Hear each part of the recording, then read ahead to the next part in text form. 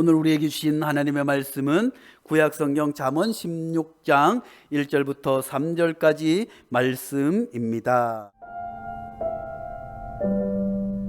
마음의 경영은 사람에게 있어도 말의 응답은 여호와께로부터 나오느니라.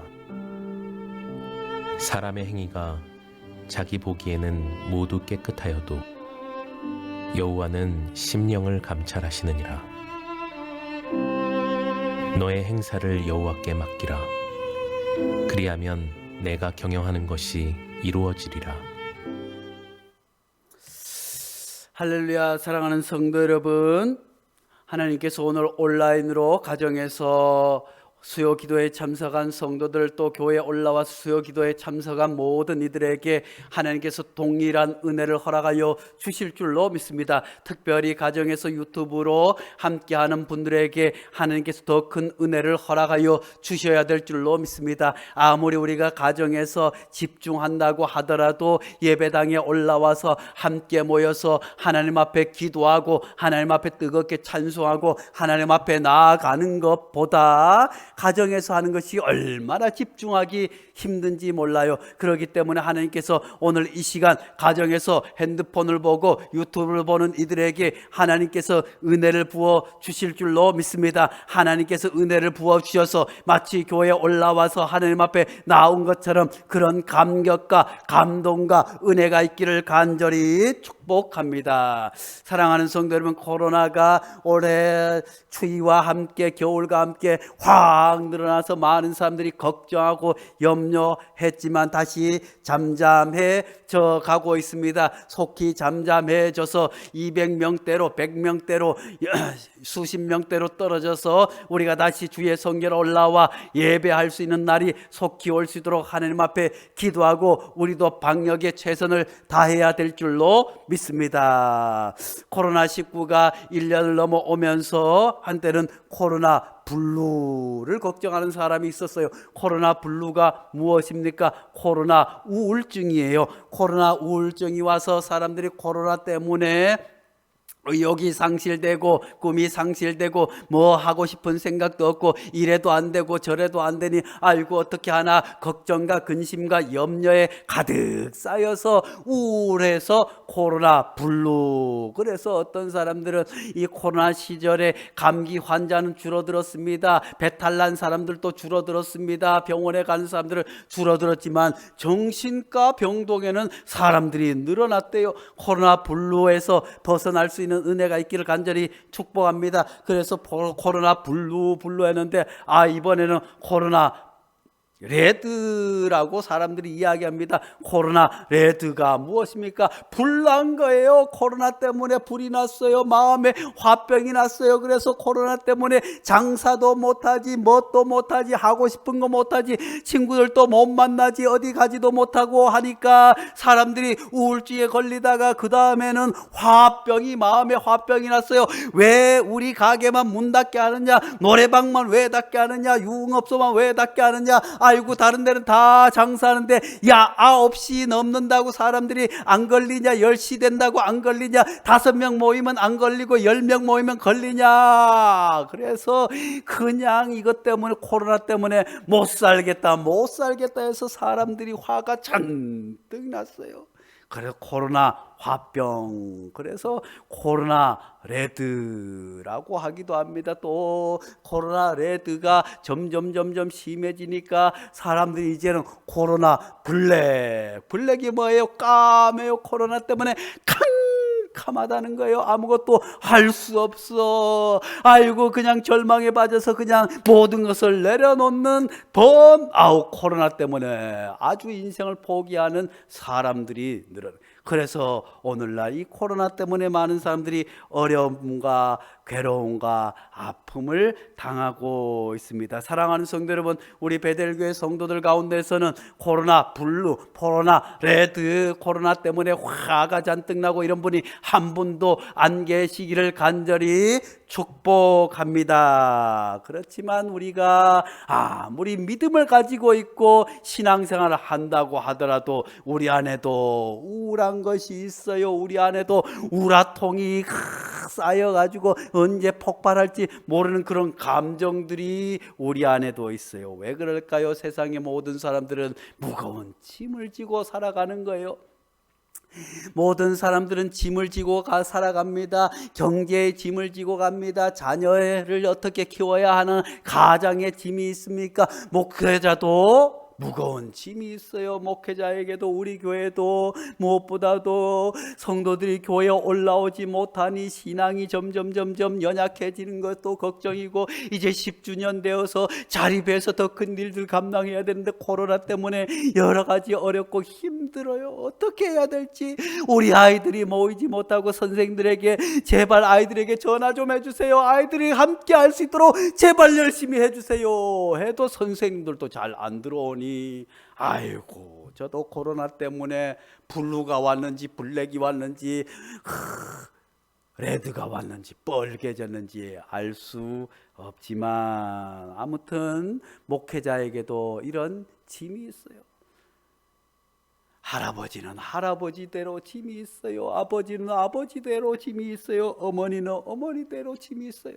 아이고 우리 공부하는 학생들도 공부하는 짐이 있어요. 우리 아이들도 이제 고등학교 올라가니까 열심히 공부한다고 하는데, 어떤 데는 시험 기간에 아이고 일찍 자고 일찍 일어나야지 하는데도 늦게까지 또 공부하느라고, 그래도 공부했으면 성적이 쑥쑥 올라가야겠는데 쑥쑥 올라가지 않으니 마음에 가득한 짐이 있어요. 어떤 친구는 대학을 가야 되는데 원하는 대학을 가지 못해서 걱정이에요. 또 어떤 친구는 아이고 우리 범기는 신검이 나왔대요. 신검이 나와가지고 이게 신검이 나와서 어떻게 해야 되나 이런 짐이 있어요. 군대를 가야 하나 말아야 하나, 군대 가는 게 좋은가 말아야 되는가 걱정이 가득 있어요. 아이 군대 가봐요. 군대 간다고 또 걱정이 없을 줄 알아요. 군대 가도 군대에 짐이 있고, 제대하면 아이고 저도 예전에 이제 군대 생활하다가 제대할 날이 가까우니까 얼마나 좋은지 몰라요.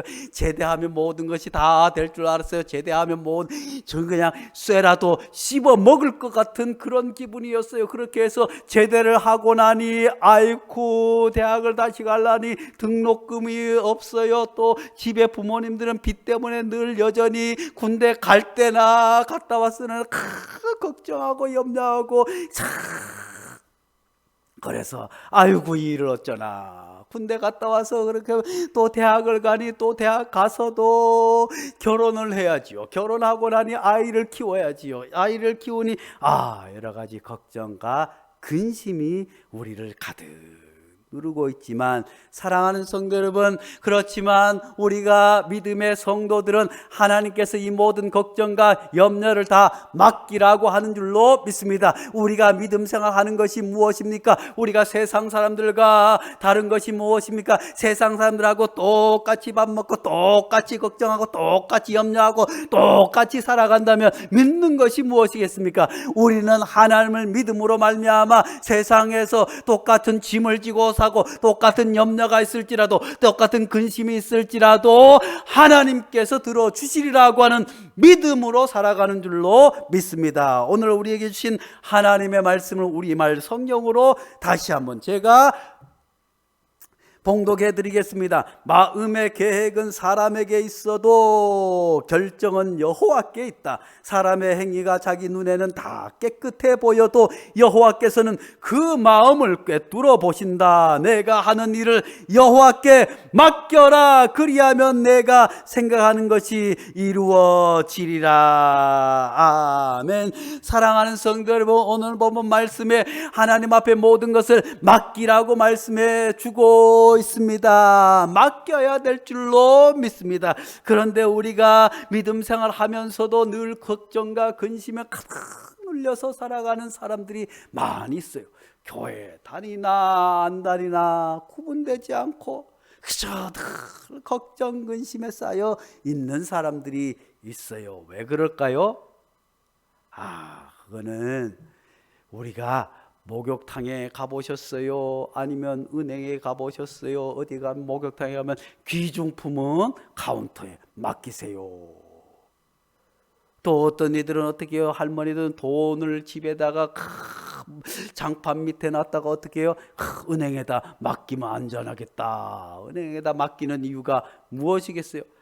그 사람이 내 귀중품을 지켜주리라고 하는 믿음이 있어야 맡기는 것 아니겠어요? 사랑하는 성도 여러분, 우리가 맡긴다고 하는 것은 믿음과 연관되어 있는 줄로 믿습니다. 그러므로 우리가 모든 것을 맡긴다고 하는 것은 내 것을 다 맡아주리라고 하는 믿음이 있어야 될 줄로 믿습니다. 교회를 다닌다고 하더라도 이 믿음이 없는 사람들은 하나님 앞에 맡기지 못하고 그저 자기가 끙끙거리며 고생 힘들어하고 아파하고 괴로워하지만, 믿음이 있는 사람은 하나님 앞에 다 맡기게 되는 줄로 믿습니다. 믿음이 있어야 맡기게 되는 줄로 믿습니다. 이런 믿음이 있기를 간절히 축복합니다. 그런데 또 믿기는 믿는데 잘못 맡기는 사람들이 있어요.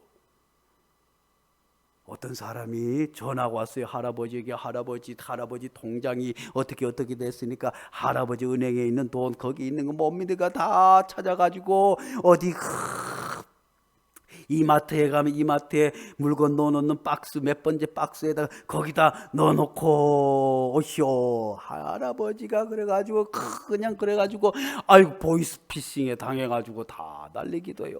어떤 사람들은 은행 직원이 이야기합니다. 아이고 어르신, 요새 은행에 이자가 얼마 안 돼가지고 요새 좋은 상품이 나왔어요. 이 펀드.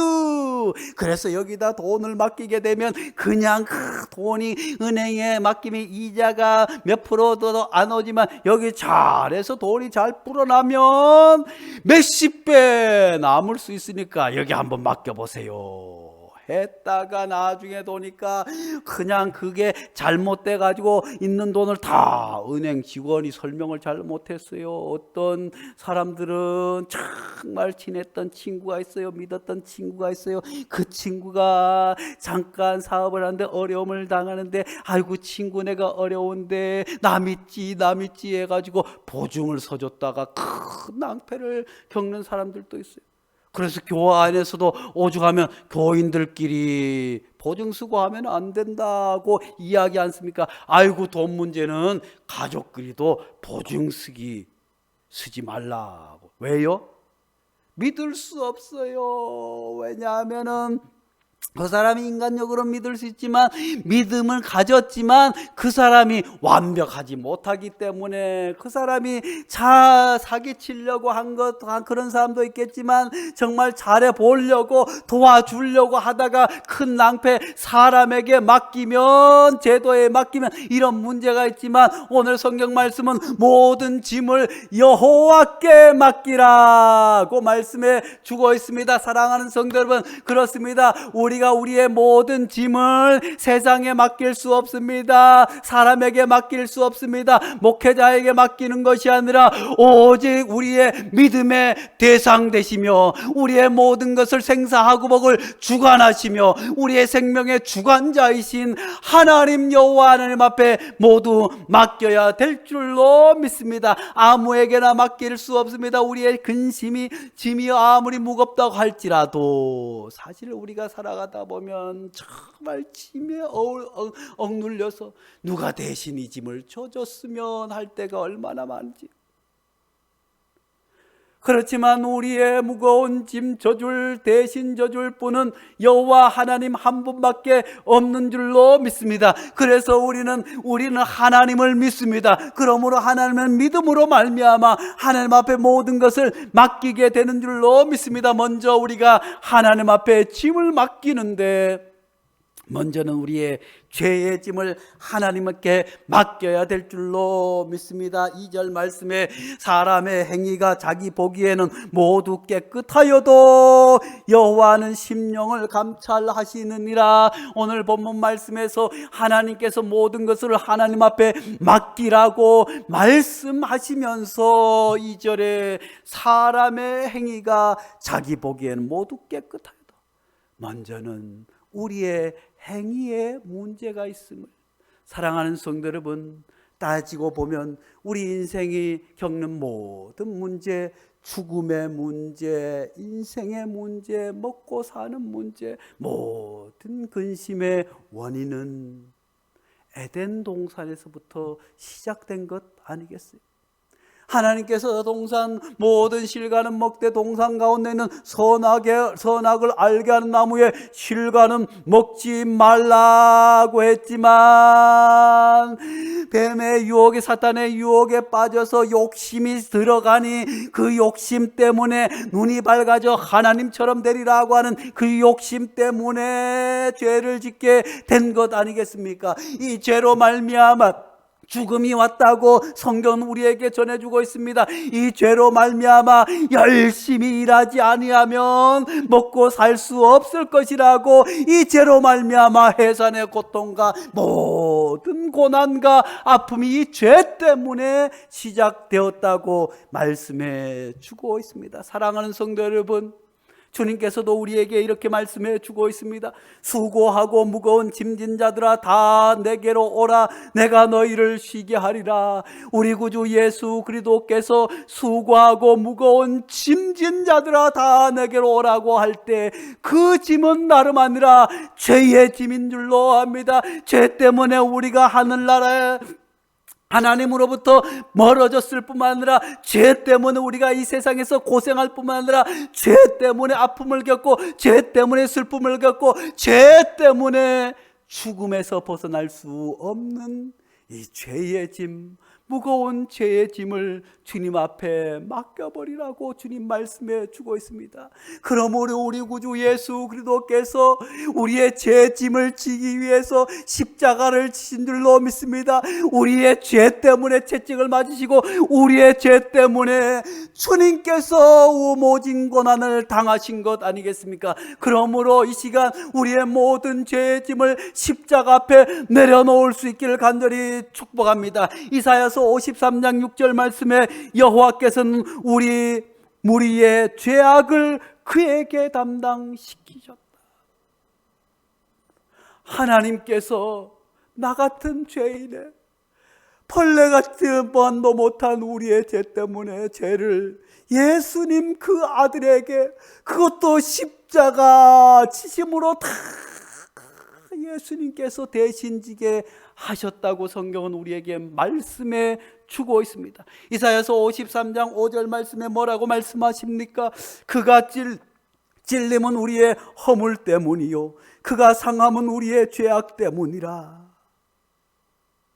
사랑하는 성도 여러분, 주님께서 찔림으로 우리의 허물과 우리의 죄악이 사함받고 깨끗해지게 된 줄로 믿습니다. 그러므로 누구든지 예수 그리스도 안에 있으면 새로운 피조물이요 이전 것은 지나갔으니 다 새 사람이 되었다고 하는 것은 우리의 죄의 문제가 예수 그리스도께서 다 지셨기에 우리는 죄 사함 받고 구원받은 백성이 된 줄로 믿습니다. 우리가 죄 사함을 받아서 더 이상 죄의 노예가 될 수 없습니다. 죄의 짐이 더 이상 우리를 어떻게 할 수 없이 주님께서 우리의 모든 더러운 죄, 악한 죄, 입에 담을 수 없는 내 마음 깊은 죄까지 주님께서 십자가를 지심으로 다 지었다고 말씀해 주고 있습니다. 그래서 찬송가 533장 뭐라고 우리가 찬양합니까? 죄짐을 지놓고서 고나거든 내 맘속에 주 영접하며 새 사람 되기를 원하거든 내 구주를 영접하라.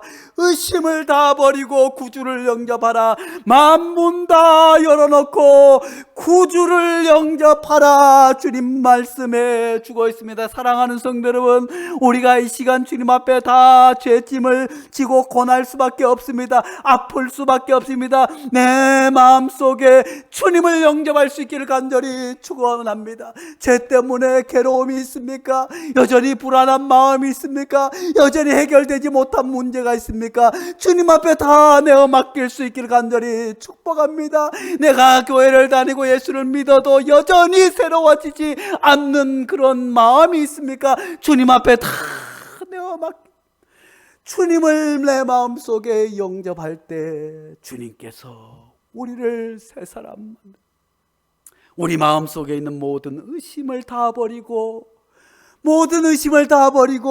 주님 앞에 나올 수 있기를 간절히 축복합니다.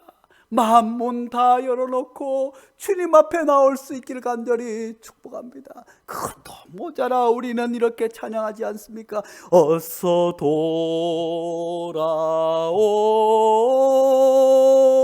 어서 돌아마노. 지은 죄가 아무리 무겁고 크기로 주 얻지 못 감당하고 못 받으시리요. 우리 주의 넓은 가슴은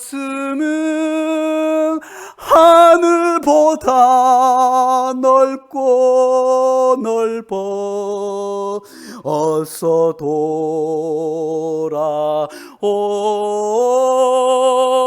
어서 돌아마노. 우리 주는 날마다 기다리신다오.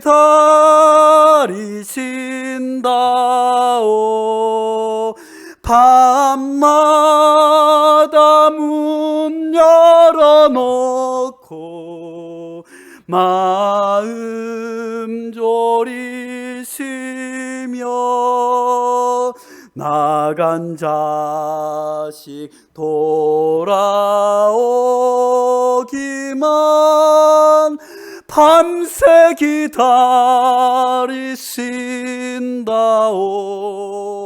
어서 돌아오,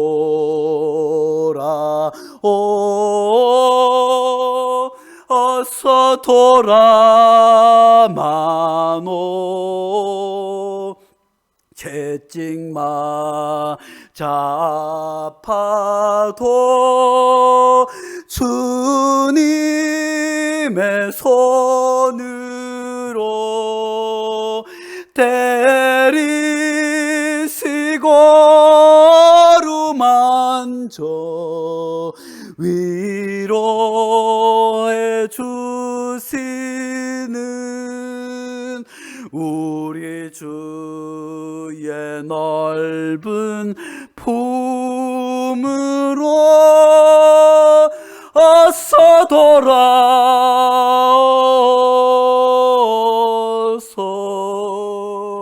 사랑하는 성도 여러분, 여전히 죄 가운데 놓여 있습니까? 여전히 걱정과 근심과 염려로 죄에 억눌려서 살아가고 있습니까? 주님께서는 나간 자식 돌아오기를 지금도 기다리고 계신 줄로 믿습니다. 주님 채찍 맞아 아파도 주님께서는 우리를 나간 자식 돌아오기를 기다리는, 당자를 기다리는 아버지 마음으로 우리가 돌아오기를, 죄짐을 모두 내려놓고 주님 앞에 돌아와 믿음을 회복하여서 주님 앞에 맡김으로 자유롭게 살아갈 수 있도록, 주님의 은혜 안에 살아갈 수 있도록, 기쁨으로 살아갈 수 있도록 주님 기다리고 계신 줄로 믿습니다. 주님께 다시 돌아올 수 있는 은혜가 있기를 간절히 축원합니다. 주님 앞에 내 모든 무거운 짐을 주님 앞에 맡길 수 있는 은혜가 있기를 간절히 축복합니다. 어떤 시골에 할아버지가 교회를 다니게 되었어요. 그렇게 해서 교회를 다니면서 열심히 비가 오나 눈이 와나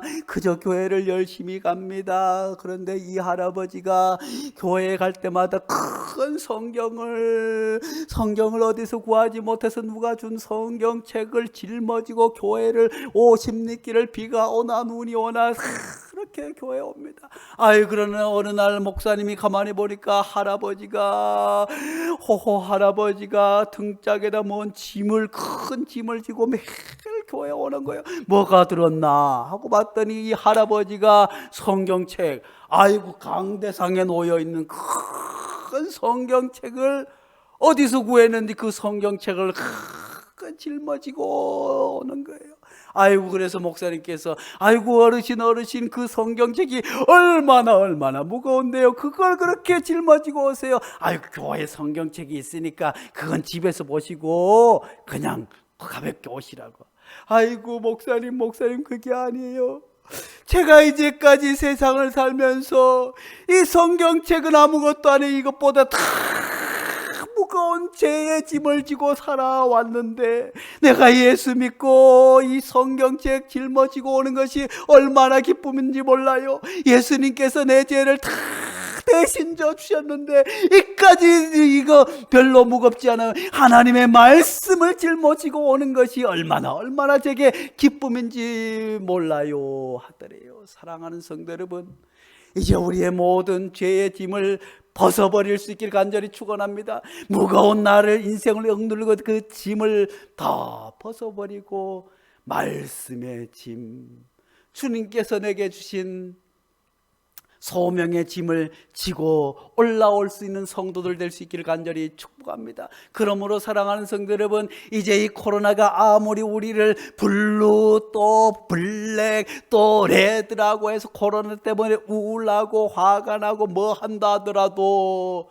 주님 앞에 모든 죄짐을 내려놓고 주님의 말씀의 짐, 주님께서 내게 주신 소명을 짊어지고 하나님 나라를 위해서 힘차게 살아갈 수 있는 성도들 될 수 있기를 간절히 축복합니다. 기도하겠습니다.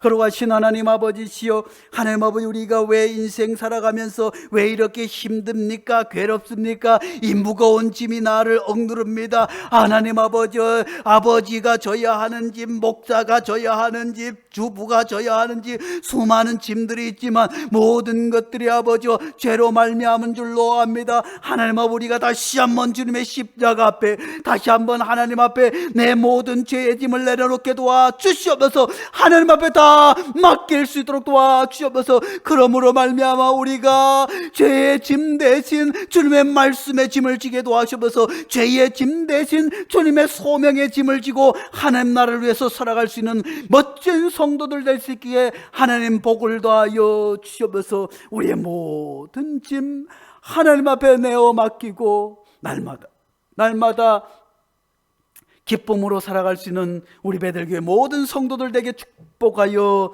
주시옵소서. 예수님의 이름으로 기도하옵나이다. 아멘.